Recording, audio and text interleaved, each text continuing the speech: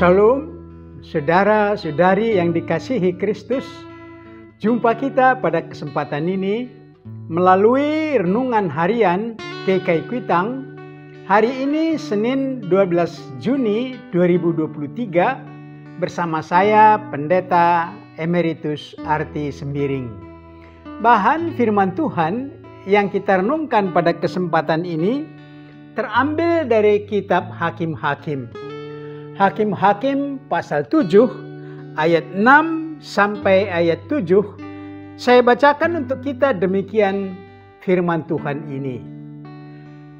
Hakim-Hakim 7 ayat 6 sampai 7. Jumlah orang yang menghirup dengan membawa tangannya ke mulutnya ada 300 orang. Tetapi yang lain dari rakyat itu semuanya berlutut minum air. Lalu berfirmanlah Tuhan kepada Gideon, dengan ke-300 orang yang menghirup itu akan kuselamatkan kamu. Aku akan menyerahkan orang Midian ke dalam tanganmu. Tetapi yang lain dari rakyat itu semuanya boleh pergi masing-masing ke tempat kediamannya. Demikian firman Tuhan ini. Berbahagialah kita yang mendengar firman Tuhan dan yang tekun melaksanakannya dalam hidup sehari-hari. Dari ayat ini, tema kita berbunyi pahlawan iman. Pahlawan iman. Saudara-saudari, nama Gideon banyak disenangi orang tua dengan memberi nama anaknya Gideon. Kita berkenalan dengan Gideon melalui bahan renungan kita hari ini.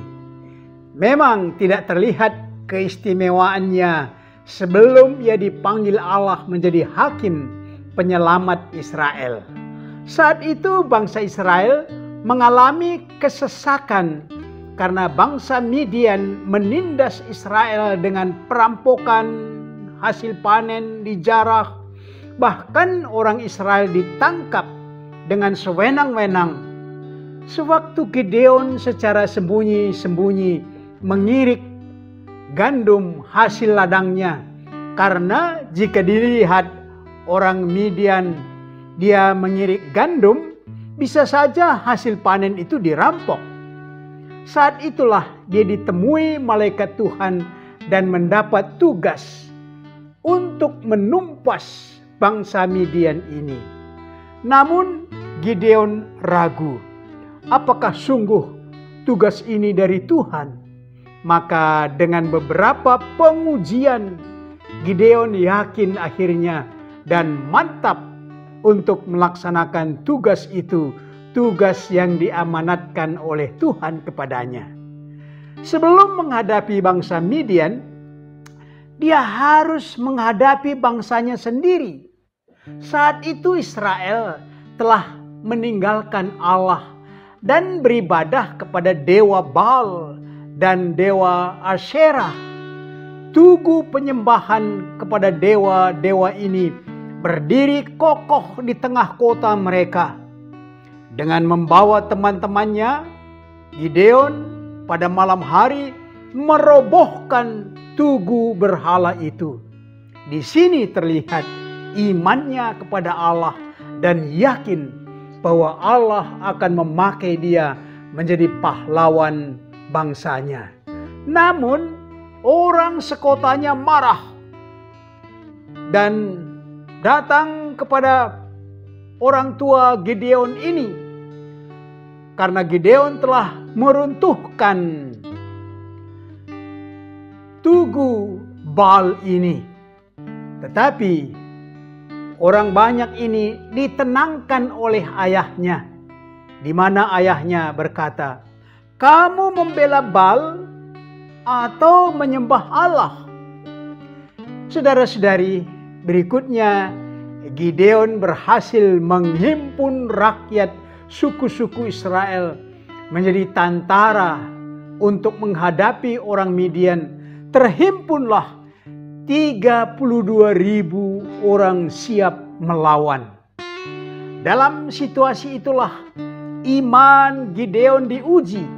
Apakah dia sungguh-sungguh mengandalkan Allah atau masih memakai kekuatan dan akal manusia? Firman Tuhan katakan, terlalu banyak tentara menyerang orang Midian, sedang orang Midian itu jumlahnya tak terhitung dengan perlengkapan perang mereka yang lengkap. Maka dari 32.000 orang itu, Gideon mengatakan, siapa yang ragu, siapa yang tidak sehat, biarlah dia pulang ke tempatnya. Dan mendengar itu, 10.000 orang pulang meninggalkan pasukan itu dengan Gideon. Tuhan katakan, masih terlalu banyak. Maka diadakan seleksi dengan cara minum di sungai. Siapa yang minum berlutut menghirup air akan disuruh pulang. Dan yang tinggal ialah orang yang minum dengan membawa air ke mulutnya dengan tangannya. Itulah yang dipilih. Maka tersisa 300 orang. Gideon sama sekali tidak ragu mengadakan penyerangan dengan jumlah yang sedikit ini. Karena dia yakin peperangan itu adalah peperangan oleh Tuhan sendiri. Akhirnya sama dengan siasat perang waktu meruntuhkan kota Yeriko, demikian Gideon mengadakan serangan mendadak pada malam hari dengan meniup sangkakala. Dan Tuhan sendiri berperang untuk kemenangan Israel dalam pimpinan Gideon. Begitulah roh Tuhan dicurahkan melalui Gideon dan pasukannya. Di mana kita telah merayakan perayaan hari Pentakosta. Roh Kudus turun ke dunia ini untuk menggerakkan, memakai orang-orang beriman kepada Kristus untuk memenangkan dan membawa banyak orang kepada Kristus, memenangkan jiwa-jiwa bagi Kristus yang digerakkan oleh Roh Kudus. Gideon menjadi pahlawan iman bagi Israel, maka sekarang saatnya kita juga menjadi pahlawan iman pada zaman ini karena Roh Kudus menyertai kita. Mari kita aplikasikan renungan ini dengan pokok berikut. Pertama, apakah Anda menghadapi serangan yang hendak meruntuhkan iman Anda? Yang kedua, tentara 300 orang melawan musuh yang tak terhitung. Mungkinkah? Bagaimana refleksi Anda? Yang ketiga, apa yang harus kita lakukan agar Roh Kudus menyertai perjuangan kita? Mari berdoa.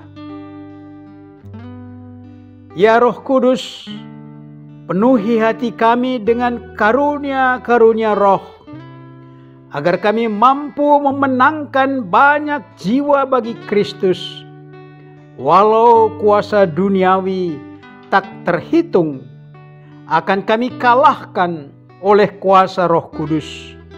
Kami siap sebagai tentara Kristus melawan kuasa gelap.